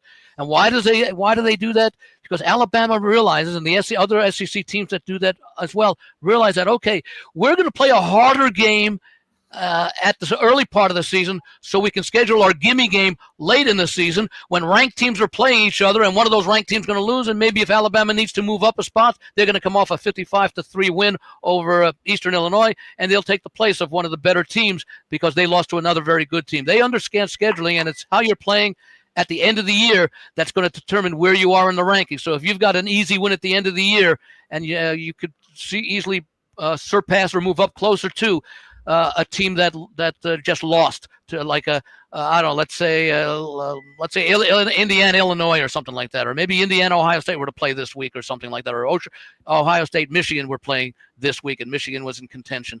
So the SEC knows what they're doing. They understand the dynamics of how college football operates, and to their credit, or to their dismay to a lot of people, they're taking advantage of the rules. It's not that they're scheduling a second easy game. They're just playing their easy game later in the year rather than early in the year. Well, that's sort of almost a not mandatory, but we saw it every year where the SEC would take the second to last game and schedule a cupcake every year, an FCS team, and they used it either as a scrimmage or to pad their stats and hopefully add to their ranking position. We're still seeing a lot of that, and I think that should be not allowed personally to schedule an FCS team. If you want to play an FCS team, and we understand it because it's a money-making team, it covers a lot of the budget for those FCS teams, has to be played in September. Absolutely. And keep in mind also, guys, that no team can make the college football playoffs with 6 wins this year if 2 of those wins came against FCS teams. Yeah. So they isn't that the rule for bowl games also, bowl eligibility, that I you can't have, yes. Or maybe it's once every 5 years or something. It's for bowl games. I forget exactly what it is. Yeah, I misspoke that. It's for bowl games. Yes, it is. The thing that I'm concerned with a little bit, and we've still got a couple of weeks though, is the fact that last week South Florida was 24. I think it was Memphis was 24. Then it was South Florida, and now it's Tulane. And it's like, come on. I mean, look, AAC can't be allowed to beat each other up and James Madison just destroys everybody they're playing, and they just get ignored. So either take the bull by the horns if you're one of these AAC teams and just win out, or put James Madison in there if they're not going to do that, because that's not fair to James Madison. Well, let's see what James Madison does this week. They quote unquote step up in class against a Washington State team that doesn't really have an affiliation. If they can go, is that game at? No, I think the game is that at home. Mark, where's that game? It's at James Madison. James Madison, yeah. Yeah, let's see what they do in that game. I would not be surprised, because James Madison does have, I think, a conference game next week. I wouldn't be surprised if Washington State covers that game. Well, James Madison, right now, they're the leading team to be that group of 5 representative in the college football playoff. So, is this a letdown game per se for James Madison? It's not a division game, but they've got the division for all intents and purposes wrapped up. They're playing as good a football as any group of 5 team is here right now this week. But Washington State, Andy, I'm glad you mentioned them. It's a football team that's played a lot better than, given their credit, their record indicates here. They're playing some really good football games. They've won the stats 4 games in a row coming home, going into James. I remember everybody loved Toledo going into Washington State, and I think Toledo may have been a 1-point favorite in the game at the close. Yeah, right. They closed Washington 2 State beat them rather easily. Straight up. Exactly. Yeah, easily. Hey, let me ask you guys this. I put this in the coffee club this morning. I came across it. FanDuel has put a line out on the Ohio State-Michigan game next week. And they made Ohio State 13.5 at Michigan. Thoughts on that line? If I wonder what it would have been if Michigan had won, 3 or 4 in a row? Would that line be 17 or 18? Likely, most likely. Well, they still got to get past Maryland because they have their top 2 running backs out. Yeah. And the guy who's going to play is I think he might be a walk-on, but they need to run the football. So I don't think they're going to lose, but which team has their top running back out, Greg? Michigan. Michigan. Okay. Yeah. Okay. Justice Hayes, he's been out for a while. It's interesting because he's been out for, I think, 4 or 5 games, and the one game he played, he was a workhorse in it, and they played Michigan State, a rival. So it makes me think that, is it possible that he's banged up, but they're like, we're not going to play you until we have to play you Michigan State, Ohio State, the 2 biggest games of the year. And because I don't think they beat Ohio State without him. So that's something to keep in mind. They have to have, because he's one of the best running backs in the nation, and they cannot beat Ohio State without him. So, yeah, and the pressure, it's a lot of points, but I'm okay with it. I think it should be. Pressure's on Ryan Day. In fact, you put it in the coffee club today, didn't you, Mark, that after they lost to Michigan in last year, that they were calling for Ryan Day to resign or something, and then he goes out and wins the national title. How short are our memories, Andy? As you mentioned here, when they lost to Michigan, they were calling for his scalp in Ohio State. And it didn't happen. And what did he end up doing? He ended up winning the national championship, the playoffs. And all of a sudden, they're endeared once again to Ryan Day. I just wonder what happens if he struggles, or even worse, he loses again for the 5th time in a row against Michigan. That'll be another story for another day for the Ohio State Buckeyes. They will not lose this year. Michigan has not been playing. Yeah, well, and you pointed out a reason, Greg. Michigan has not been playing well over the second half of the season, as far as struggling to win some of those games, and a lot of it did have to do with running back being out. No, it's mostly because they're a young team. Again, that's the thing. They're the youngest team in the Big Ten. They've got a true freshman quarterback. Their best receiver is a true freshman receiver. Marshall, who was their running back until he got hurt last week, he's only, I think, a second-year player. And they got a couple of freshmen on the offensive line. I mean, they got a boatload. I mean, they're going to be a good team next year because they're playing so many freshmen and young players. But that's why they're just like the Northwestern game was quintessential Michigan this year. They completely dominated the yards because they had a lot of big plays and they're a very talented team. But then they also had 5 turnovers and almost gave the game away because they're a young and inexperienced team. There's no excuse for Ohio State not beating Michigan this year. No. Covering the spread's a little different story, but certainly because of the youth, the youth of Michigan and the magnitude of this game for that youth suggests that Ohio State should win, perhaps comfortably. But this is one of the most bitter rivalries in sports. I think last year's game is going to be one of those games, Mark, you might agree with me, is that in the future of Ohio State-Michigan rivalry games, I don't think anybody's ever going to be able to say, oh, they can't beat that team because of the Michigan team that beat Ohio State's team last year. There is no excuse in the world. There was no reason. What was the line in that game? What was the line in that favorite game? Ohio State. That's what I thought. Yeah. There was no reason in the world because Michigan had no passing game. They had zero, and they just ran the ball and played defense. And Ohio State just couldn't handle it. And then what happens, like Mark said, they lose the big game and they go on and win the national championship. That shows you how talented they were. Yeah. It was the apple. They just choked is what they did, plain and simple. I think they felt way far. It probably helps them actually to be on the road. I think that's a much better situation. Yeah. I think they're less likely to choke on the road, to tell you the truth. Less pressure, exactly. The pressure in this game is clearly all on Ohio State. It will be until they go up 14-0, but we'll see. Yeah. Let me ask you guys here. I want to ask what game catches your interest most in this college football card this week? It's really an intriguing card. Andy, what jumps off to you in the college football card? There are a lot of games that attract my attention. One of them is Baylor at Arizona, and the other is Kentucky at Vanderbilt. And there's similar situations for both. Kentucky at Vanderbilt. Kentucky's been playing well the last few weeks. Yeah, one of the games was against Tennessee Tech, and they put up big numbers. But the two games before it, especially that wipeout of Florida, that followed, I think, their win over Auburn. This team is playing well for Mark Stoops, who's had a good record. He's not had good teams the last few years. They're going up against a Vanderbilt team that has a game against Tennessee, their big in-state rival, on deck. They're favored by about 9.5. I don't know if that line's moved in the last 24 hours. I kind of like Kentucky to keep it closer. I'm not going to call for an outright upset there, but I do think that Kentucky will stay within that number. They're playing well. And if I recall correctly, they are looking for that sixth win to get them bowl eligible. I think they're 5-5. And, of course, they close out against Louisville, who has problems of its own. Baylor and Arizona. Arizona has its big game coming up next week against Arizona State, the team that won the Big 12 championship last year. And en route to that Big 10 championship, they hammered Arizona. I think it was like 42-3. So I think Arizona's looking a little bit ahead there. There's a pressure on Aranda, the coach at Baylor, to win. There's another team that has 5. I believe Baylor has 5 wins, and they're looking for that 6th win. So I wouldn't be surprised in that one if Baylor does pull the upset at Arizona. Arizona's still been playing very well. They've won 3 straight, but I think they're looking forward to that big revenge game against Arizona State, the defending champs of the Big 12. 2 games Andy's got his eye on this particular week. Greg, what do you see? What jumps off the page to you? The game, a couple of them. The one I like the most is the Georgia Tech game against Pittsburgh. Look, the fact of the matter is, to me, this is an easy one for me personally, since I've been a big Georgia Tech guy for the past couple of years, since Haynes King has been there. Obviously, the coaching staff, they're a very good team in this setting.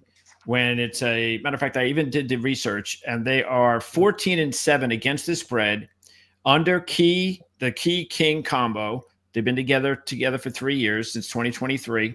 When favored by 4 or less, a pick'em or a dog.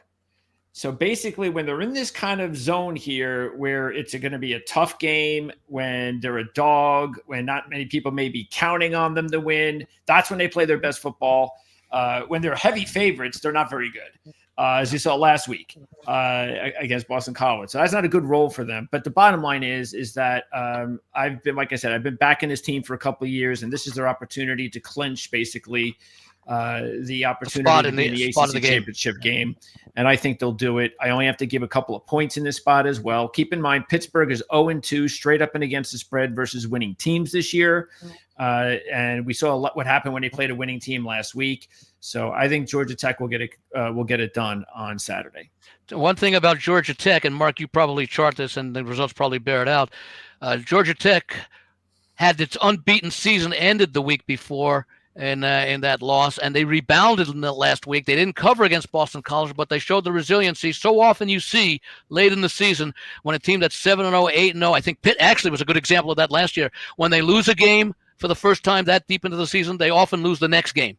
And Pitt went on, I think, to lose a few games last year. So I think Georgia Tech showed something. That's the bubble burst, Andy. You lose as a favorite, you come back as a favorite. You often choke more times than not, and that's exactly. And the other thought, and I'll ask both you and Greg about this. how damaged might Pitt be psychologically? Because they still have an outside shot at making the ACC championship game if they win this one. But how damaged are they psychologically from that effort, that beating they took from Notre Dame last week?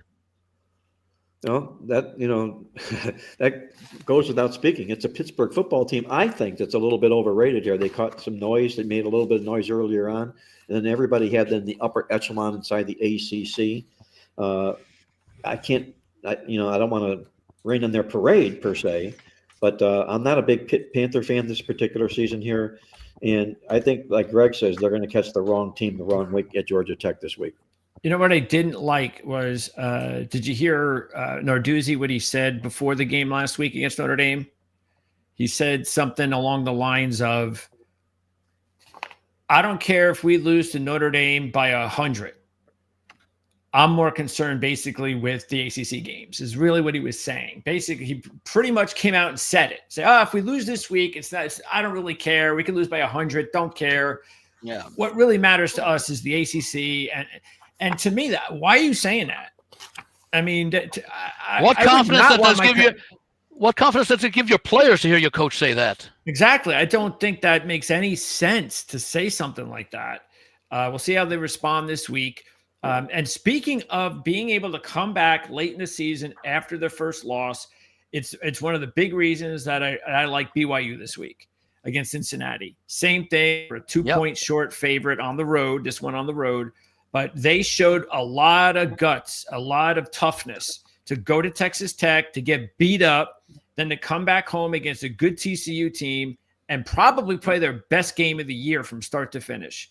Now they go on the road and play Cincinnati, who had a big letdown performance. I mean, that was a bad game for them, considering they did the same thing. They got punched in the face by Utah. They go on a bye. You would have thought that they'd come out feeling pretty good about themselves. Hey, we're still in this. Don't care about that game. We're still in a great position. We're at home. We're the favorite against Arizona. And they were losing the entire game. They were the lesser team against Arizona, and so that combination of one team standing up and doing what you're supposed to do when you have one of those big losses, and the other team responding the way Cincinnati. That's why I kind of like BYU in that spot. I agree. I think I'm with you on that one. Well. Yeah. And remember, BYU last year, similarly, they lost their first game late, and then they lost their second game late, and that's what cost them from playing in the Big 12 championship game. Well, I think Cincinnati is a bit of fraud this year. I think the biggest team to me, I think that's about to be exposed this particular weekend might be Vanderbilt. And not so much I want to, again, rain on their parade. Great job by Vanderbilt. Great job by the football program all season long. But all good things come to an end. They come to an end against good teams in good quality leagues. And as alluded to earlier, was it you, Andy? Did you say Kentucky in the Vanderbilt game? Yeah. I'm with you on this game here, Andy. This is a big game for Kentucky. They need a win to become bowl eligible. And now Vanderbilt is beginning to backpedal here. That loss to Auburn in their last game, they allowed 544 yards in the game defensively. That was their. Well, they beat Auburn. They beat 10-3. But allowed 544 yards in that game. And look at what Kentucky did in their loss to Texas, outgained them, and then they were nearly equal in that one-sided score against Tennessee, but I think Tennessee outgained them like 505 to 470 something.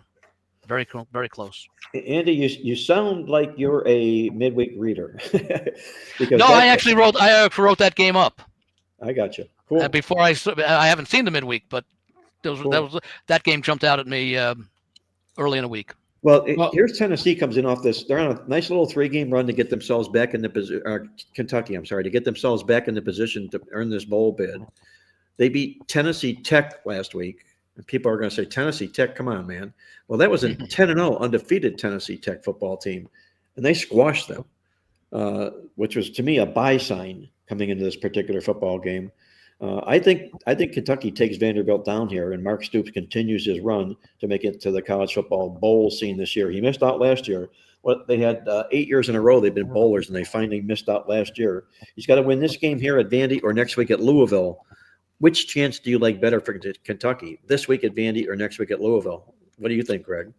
Well, the only thing I think that would be there'd be two concerns with me in this situation for Kentucky. One is, as much as you have to be excited if you're a Kentucky fan about the young Cutter Boley, their quarterback, Sure. the redshirt freshman quarterback. The fact is, on the road, let's see, he's 1-2 on the road. His percentage is only 59%. He's only passing for 170 a game with a 3.5 ratio, touchdown to interception, just 3.5. The team is 0-2 straight up and against the spread on the road versus winning teams by a 70-27 margin. The other thing is, if I'm taking this game, the one thing I probably will do is take the total, because if Kentucky beats Vanderbilt, there is no doubt in my mind this is going to be a high-scoring game, because this is Diego Pavia's final college game at Vanderbilt. And you know that based on his history, he's going to come to play. Well, you don't think he'll quarterback in the bowl game? No, I'm saying at home. Oh, okay, home game. Yeah, Okay. This is his last final home game for Vanderbilt, meaning he's going to be out there playing like, his hair is on fire. Vanderbilt is 6-0 at home this year, 4-1 against the spread. So that would be the thing I'd be concerned with. But hey, they could still win and not cover. I could definitely see that happening, unless Cutter Boley, again, because he hasn't really played that well on the road. That continues. But the longer he goes into season, you would hope that he'll get better and better, and he'll learn from, the issues that he had in previous road games. So, and if Auburn, I know they changed coaches, and look at the trick. That's all it took, was to get rid of Hugh Freeze, and Auburn's offense exploded. So maybe that means that Kentucky can go in there and put up a bunch of points as well. By the way, Mark, to your point, as far as which game is more winnable, they're going up against a really good quarterback, certainly a really good college quarterback, Kentucky is, in this game. Next week, they end up against Louisville, a team that beat them like 42-13 or something last year at Kentucky. So, which is the game that they're more likely to win?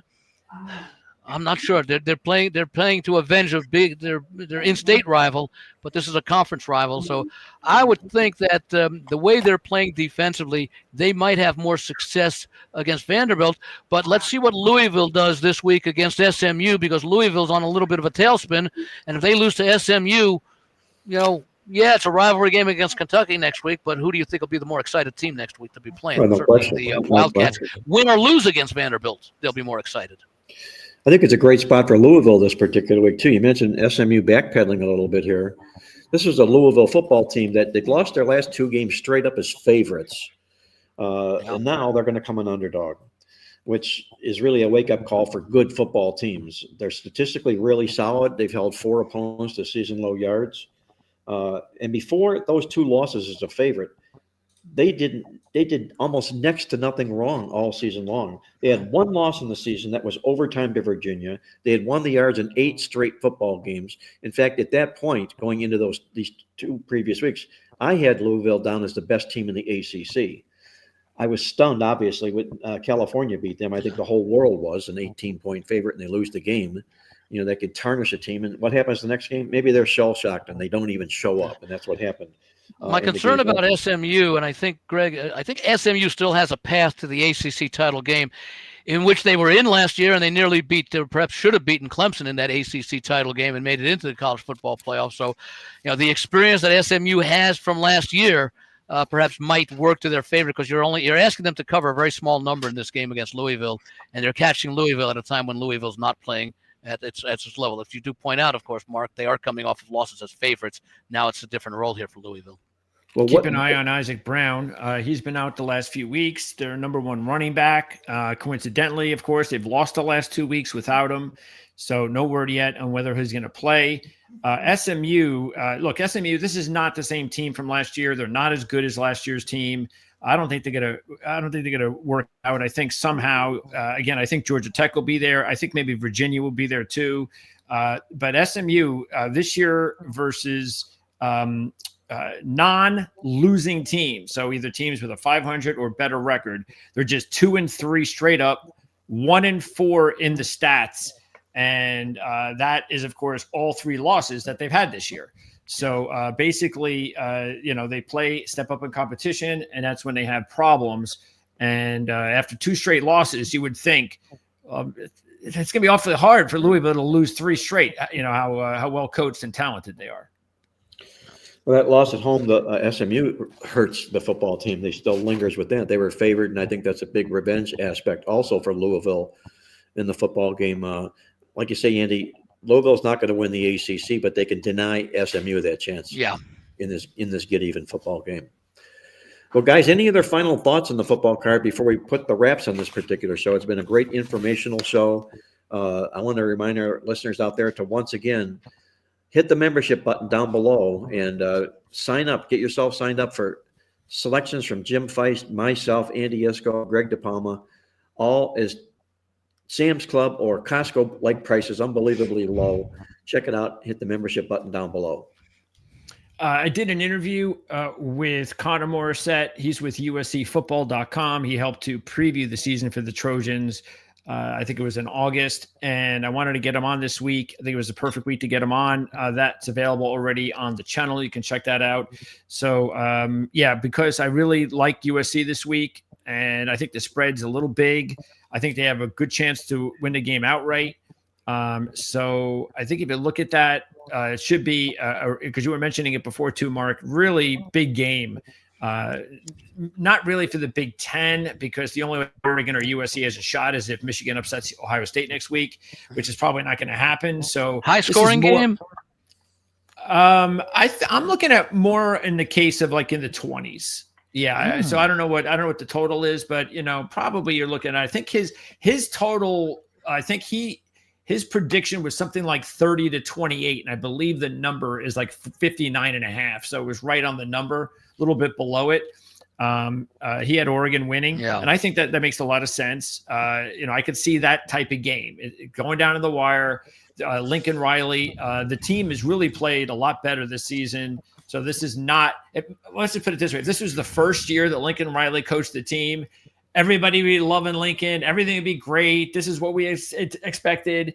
But it's at a point where there's still a lot of fans who are unsure about Lincoln Riley there at USC.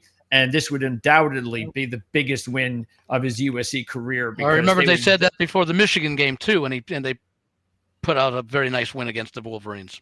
And then it would have been probably against Notre Dame. They were very close to winning that one. And then now here against Oregon, because you got to figure the loser of this game is either out if you're USC or in serious trouble if you're Oregon. Because I don't know if Oregon gets into the playoffs with 2 losses. Oh, you don't think so? No, I don't. I think there's too many teams. There's too many teams, too many SEC teams, too many Big Ten teams. Because you can't get past USC now. And that means Indiana, Ohio State, USC, and that's just 3 teams right there. I don't know if 4 teams are going to get in from the Big Ten. So probably not, I would think. Let's see what happens in the SEC over the final 2 weeks of the season. You've got Missouri, Oklahoma. So Oklahoma could lose that game. Georgia has a walkover, does Alabama. Texas, they're out of it. Well, no, they're in the college football playoff unless they stub their toe against Arkansas this week. No, Texas is not in the playoffs. They're not going to go. Oh, where are they now? 3 losses. Okay. Yeah. Tennessee has to be careful at Florida. They should win that. Tennessee's out of it too. They got 3 losses. Okay. How about Ole Miss? That shows you how tough the SEC is. Texas and Tennessee are already out of it. Yeah. And that's the proof right there. Yeah. So, but yeah, they're already out of it. And, I think that's pretty much it then. Yeah. You see, a 3-loss team might get in if you're if you're an SEC team, if you lose the SEC championship game. Yeah. So that's possible, but you'd have to lose the SEC championship game. Well, who would it be right now? Georgia and A&M playing for the. You got Georgia's ahead. Ole Miss is still there. So I don't know what the tiebreakers are with it. It might be obviously Georgia beat them. So if it's a 1-on-1 situation, then it's Georgia. So that puts them in a much better position. And then of course you got Ole Miss is going to make it. If Alabama doesn't lose, they're going to make it. Texas A&M, like you said, Georgia, that's 4. Yeah. I mean, all 4 of them are going to make it. Who are you going to do? Not put Alabama in? Of course they're going to put Alabama in. So yeah, but there's still football to be played because Alabama still has to go to Auburn, and we just saw Auburn just all of a sudden their offense woke up when they fired Freeze. So I remember a couple of years ago when they needed that miracle 4th and 20 to beat Auburn. That wasn't a good Auburn team, and that was a really good Alabama team. So just like the Michigan upset from last year, you get these rivals together, anything can happen. So yeah, especially when Auburn showed that if it weren't for Hugh Freeze, Auburn might have been a much more potent offense this year, and they might be 8-3 instead of where are they? 5-5 or something. That is funny. Be embarrassing if you Hugh Freeze, but well, guys, I got to get out of here. It's been a great visit with you guys on the show this week. A lot of great information once again on the show. Be sure to check back in tomorrow, Friday, for our Pro Line preview of the weekend college and pro football games with yours truly, Greg DePalma and Jim Feist. And until next week, once again, this is Mark Lawrence. Remind you to always remember to bet with your head, not over it.